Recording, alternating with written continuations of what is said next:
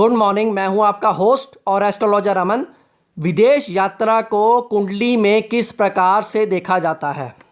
लगन कुंडली में D1 चार्ट में प्रथम भाव, तृतीय भाव, चतुर्थ भाव, सप्तम भाव, अष्टम भाव, नवम भाव और द्वादश भाव को विदेश यात्रा से जोड़कर देखा जाता है। इन सभी भावों में चतुर्थ भाव, नवम भाव और द्वादश भाव को खास तौर पर विदेश यात्रा से अवश्य जोड़कर देखना चाहिए जब भी विदेश यात्रा करनी हो। लगन कुंडली का प्रथम भाव हमें खुद को दर्शाता है। तृतीय भाव से हम छोटी यात्राओं को देखते हैं।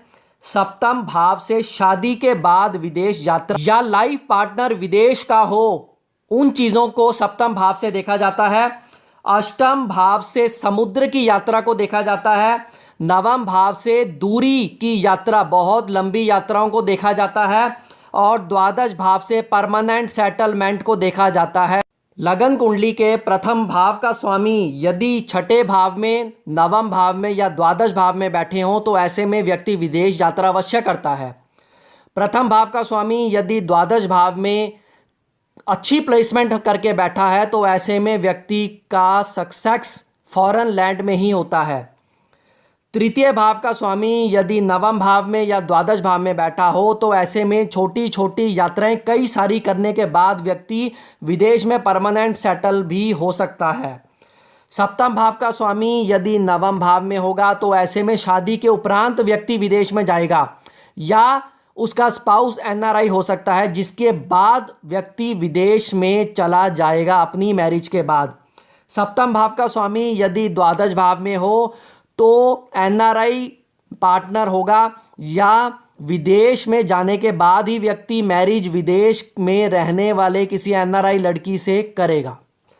अष्टम भाव का स्वामी यदि नवम भाव में या द्वादश भाव में बैठा हो तो ऐसे में समुद्र के जरिए व्यक्ति विदेश यात्राएं करता है, कई देशों में समुद्र के रास्ते जाता है।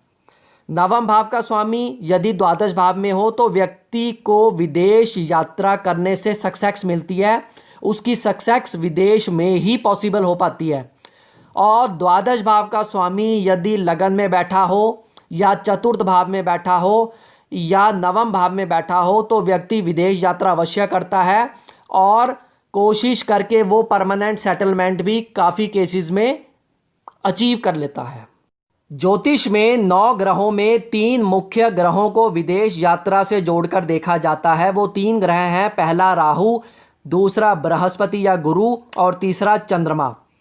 कुछ सर्टेन कंडीशंस में शुक्र ग्रह को भी विदेश यात्रा से जोड़कर देखा जाता है, लेकिन राहु, बृहस्पति और चंद्रमा विदेश यात्रा के कारक ग्रह माने जाते हैं।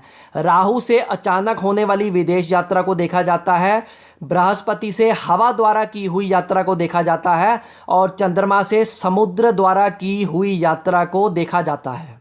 राहु, बृहस्पति और चंद्रमा यदि लगन कुंडली में प्रथम भाव, तृतीय भाव, चतुर्थ भाव, सप्तम भाव, अष्टम भाव, नवम भाव या द्वादश भाव से कनेक्शन बना लें तो ऐसे में विदेश यात्रा अवश्य होती है।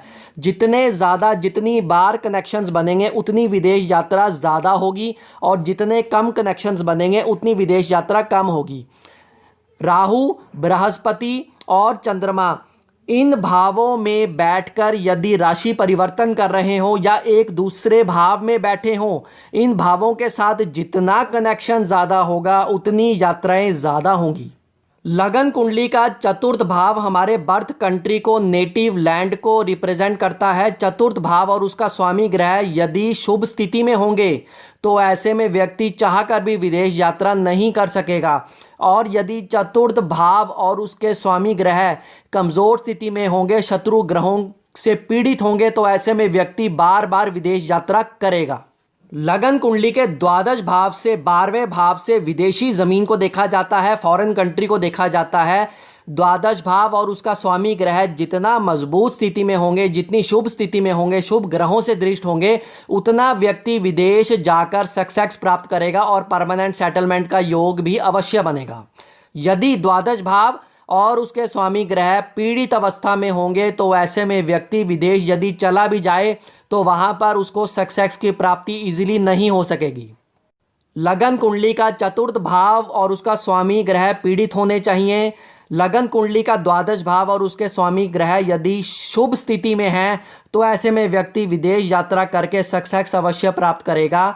नवम भाव का स्वामी और द्वादश भाव का स्वामी यदि राशि परिवर्तन कर रहे हैं तो ऐसे में व्यक्ति की कामयाबी ही विदेश में लिखी हुई है। जब तक वो अपने बर्थ प्लेस पे रहेगा वो कामयाब इजीली नहीं हो सकेगा।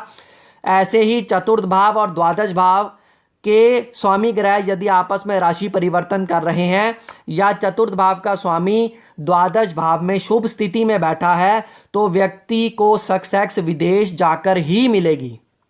लगन कुंडली का चतुर्थेश यानी कि चौथे भाव का स्वामी यदि सौम्य राशि है यानी कि बुध की राशि है, बृहस्पति की राशि है या शुक्र की राशि है या चंद्रमा की राशि है और ऐसे में यदि राहु, शनि, मंगल या सूर्य की दृष्टि चतुर्थेश पर पड़ रही है, इन चार ग्रहों की या चारों में से जितने ग्रहों की ज़्यादा दृष्टि पड़ेगी उतना विदेश यात्रा करने से सक्सेस की प्राप्ति होगी। लगन कुंडली में प्रथम भाव से सप्तम भाव के बीच में यदि ज़्यादा ग्रह बैठे होंगे तो विदेश यात्रा कठिनाई से होगी और इसके विपरीत यदि सप्तम भाव से लगन के बीच में ज़्यादा ग्रह बैठे होंगे तो ऐसे में विदेश यात्रा आसानी से हो जाएगी। सभी 12 लग्नों में यदि कर्क लगन की कुंडली है तो ऐसे में विदेश यात्रा होने के चांसेस बहुत प्रबल हो जाते हैं। यदि आज की वीडियो इंटरेस्टिंग लगी हो तो लाइक ज़रूर कीजिएगा और इस वीडियो को अपने फ्रेंड सर्कल में शेयर भी अवश्य कीजिएगा। Thank you.